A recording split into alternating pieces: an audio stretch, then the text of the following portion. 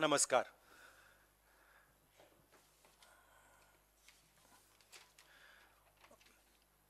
एक पता नहीं आपने सुनी है या नहीं,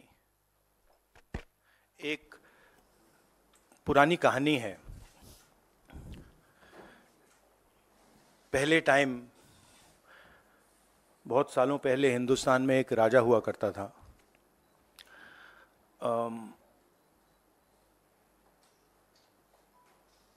उसके खिलाफ सारे लोग खड़े हो गए थे। पूरी जनता, सारा का सारा ऑपोजिशन उन पर आक्रमण कर रहा था और वो टेफ्लॉन जैसे थे। उन पर जितना भी आक्रमण करो कुछ होता नहीं था। तो थोड़े साल बाद जो ऑपोजिशन के लोग थे, जो उसको रेजिस्ट कर रहे थे, वो बाहर एक ऋषि बैठा रहता था, उसके पास गए। उसने कहा कि बताइए, हमें बात समझ नहीं आ रही है। हम इस राजा पर 24 घंटा आक्रमण करते हैं,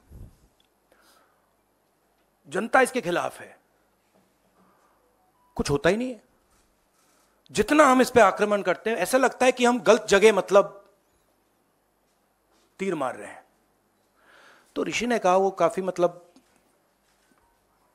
नॉलेजेबल था, तो उसने कहा देखिए, एक्चुअली बात क्या है, ये जो राजा है इसकी आत्मा इसके अंदर नहीं है। इसकी आत्मा वहां पे पीछे एक छोटा सा घर है, वहां पे एक पिंजड़े में एक तोता बैठा है। इसकी जो आत्मा है ना, वो उस तोते के अंदर है। उस तोते को जाके आप पकड़ लीजिए,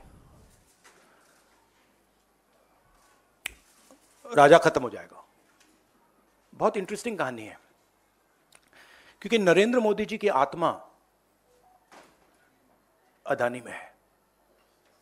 तोता कहीं बैठा है, राजा कहीं बैठा है, और बहुत समय के लिए सारी की सारी ऑपोजिशन राजे पे अटैक कर रही थी। मगर असलियत यह है कि राजा राजा ही नहीं है, पावर किसी और के हाथ में है, अदानी जी के हाथ में है। जैसे ही हम अदानी जी को टच करते हैं, इंटेलिजेंस एजेंसीज, स्नूपिंग, सीबीआई, मैं पहले सोचता था number 1 prime minister, number 2 Adani, number 3 Amit Shah. Actually ये गलत है। Number 1 Adani, number 2 prime minister, number 3 Amit Shah. अभी हिंदुस्तान की पॉलिटिक्स हमें समझ आ गई है, और अदानी जी बच के नहीं निकल सकते, क्योंकि अदानी जी को हमने ऐसे घेरा है, तोते को हमने ऐसा पकड़ा है कि वो बच के नहीं निकल सकता है। और इसीलिए सारा का सारा हो रहा है डिस्ट्रैक्शन पॉलिटिक्स, कि देश की निगाह, ऑपोजिशन की निगाह पिंजरे में बैठा हुआ तोते की ओर ना चले जाए। तो हमें काफी क्लैरिटी है। आप देखिए, पूरे ऑपोजिशन के खिलाफ यहां पे एप्पल का नोटिस आता है। मैंने इसको थोड़ा आपके लिए बड़ा करके दिखाया है, देखिए, अच्छी तरह देखिए। ये तोते का काम है, राइट? इसमें लिखा है, Apple believes you are being targeted by state sponsored attackers who are trying to remotely compromise the iPhone associated with your Apple ID. अब ये मेरे ऑफिस में सब लोगों को मिला है, वेणुगोपाल जी को मिला है, कांग्रेस पार्टी में लिस्ट बनी हुई है, पवन खेड़ा, सुप्रिया, सीताराम येचुरी, अखिलेश यादव, प्रियंका चतुर्वेदी, महुआ मोइत्रा, राघव चड्ढा, टीएस सिंहदेव, लिस्ट है। और ये सारे के सारे किसी ना किसी तरीके से इस मामले में इन्वॉल्व है। और देश के युवाओं को मैं समझाना चाहता हूं, बताना चाहता हूं यहां हो क्या रहा है।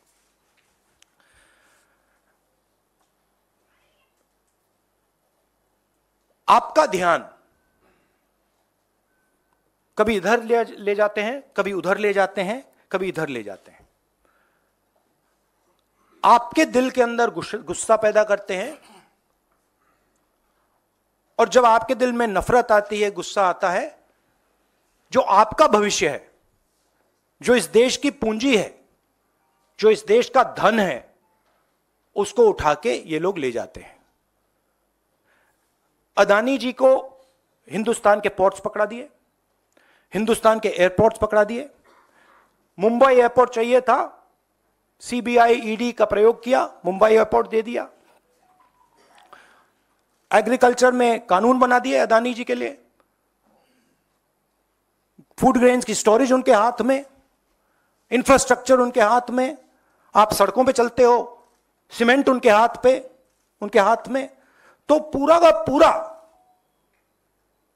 देश ये 3-4 लोगों को पकड़ा रहे हैं। नुकसान किसका हो रहा है?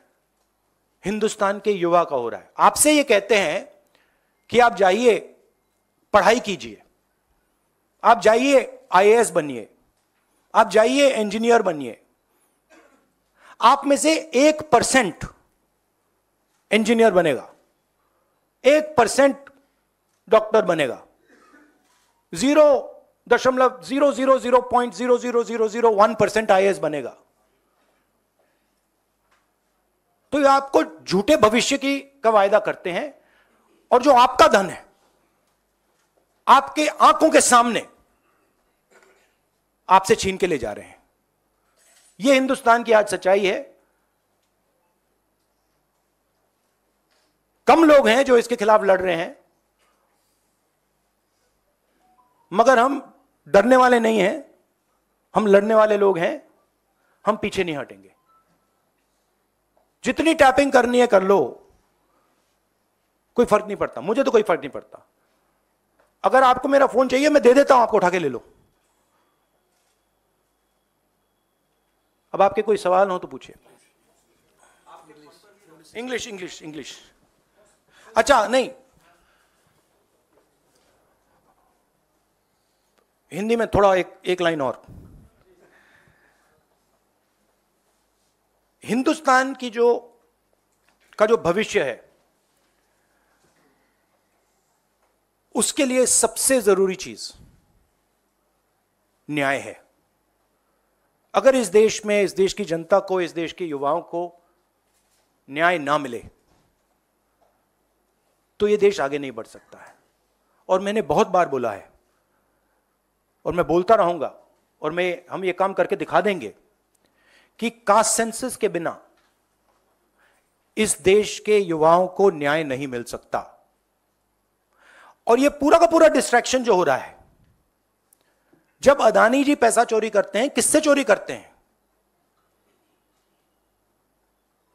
देश की आम युवा से चोरी करते हैं, पिछड़ों से चोरी करते हैं, दलितों से चोरी करते हैं, आदिवासियों से चोरी करते हैं।